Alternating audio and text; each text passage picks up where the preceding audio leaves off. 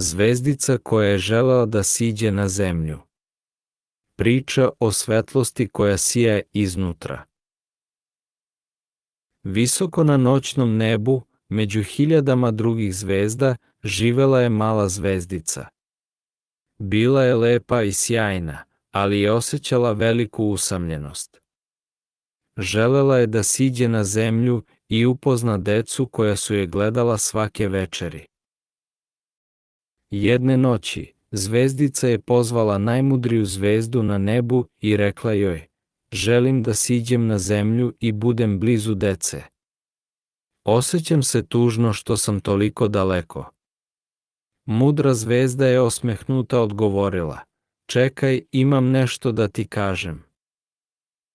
Mudra zvezda je objasnila zvezdici: mi zvezde smo rođene da sijamo iz daljine. Naša svetlost putuje kroz svemir i dolazi do dece na zemlji. Ako siđeš na zemlju, izgubit ćeš svoju svetlost i nećeš moći da sijaš kao sada. Zvezdica je bila tužna kada je čula te reči. Ali želim da budem blizu deci, rekla je.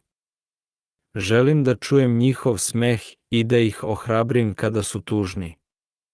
Mudra zvezda je odgovorila: postoji drugi način da to uradiš. Istinska svetlost ne dolazi samo s polja, rekla je mudra zvezda. Ona dolazi iz srca. Ako imaš srce puno ljubavi i nade, tvoja svetlost će dopreti do dece i na zemlji. Ne moraš da siđeš da bi im bila blizu. Zvezdica je razmišljala o tim rečima. Počela je da se osjeća drugačije. Umesto da želi da siđe na zemlju, počela je da šalje ljubav i nadu iz svog srca. Osjetila je kako njena unutrašnja svetlost postaje jača. Nešto čudno se dogodilo. Kako je zvezdica slala ljubav iz svog srca, njena spoljašnja svetlost postala je još sjajnija. Deca na zemlji su primetila da jedna zvezda sija jače od drugih. Osjetila su toplinu i nadu koja je dolazila od nje. Deca su počela da zovu zvezdicu naša posebna zvezda. Kada bi bila tužna, gledala bi je i osjećala bi se bolje. Kada bi bila srećna, delila bi svoju radost sa njom. Zvezdica je konačno shvatila da je bila bliža deci nego ikad. Zvezdica je shvatila važnu lekciju: nije bitno koliko si daleko od nekoga.